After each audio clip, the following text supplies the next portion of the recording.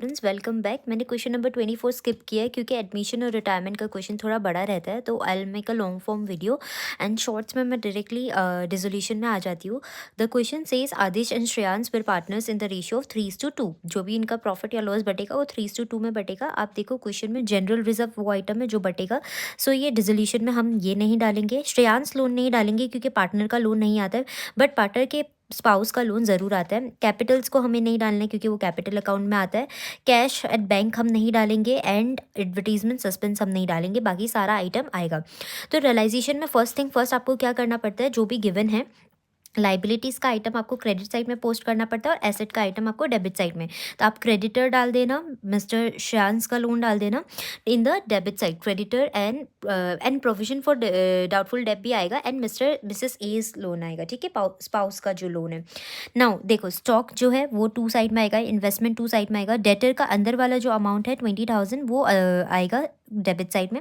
ये provision for doubtful date 2000 जो था ये लाइबिलिटी आइटम है, इसलिए हमें इसको क्रेडिट साइड में डालना होता है। Okay, then coming back plant को डालना है। तो क्वेश्चन से आपको सबसे पहले गिवन कॉपी कर लेना है, ये सब गिवन कॉपी करके आपने लिख लिया। नाउ आगे आ जाते हैं, क्वेश्चन क्या बोल रहा है, debtor is realise at 17,000। Realise बोला है तो बैंक के अंदर डालना। Plant realise 10% more than the book value. Plant का बुक वैल्यू कितना था, 1 लाख। 1 लाख में 10% ऐड कर दो, 1,10,000। तो वापस coming back to the original place, asset side में आप वापस आ जाओ। बैंक में कितना रियलाइज हो रहा है, डेटर का 17,000, प्लांट का 1,10,000। एंड इन्वेस्टमेंट नेक्स्ट पॉइंट क्या पढ़ते हैं, Adish promise to pay missus Adish loan and to cover the stock at 20,000। Adish ने मिसेस आदिश का लोन दिया तो टू ए कैपिटल, जब भी किसी पार्टनर का नाम आ जाता है तो हमें उसकी कैपिटल अकाउंट में डालना पड़ता है, ना कि बैंक में। आदि ने मिसेस ए का लोन पे किया है तो उसको हम 30,000 डाल देते हैं एंड उसने स्टॉक लिया है 20,000 में, तो बाई ए कैपिटल स्टॉक 20,000 डाल देते हैं। फिर क्वेश्चन बोल रहा है श्रेयांश टू कवे half of the investment at discount of 10%।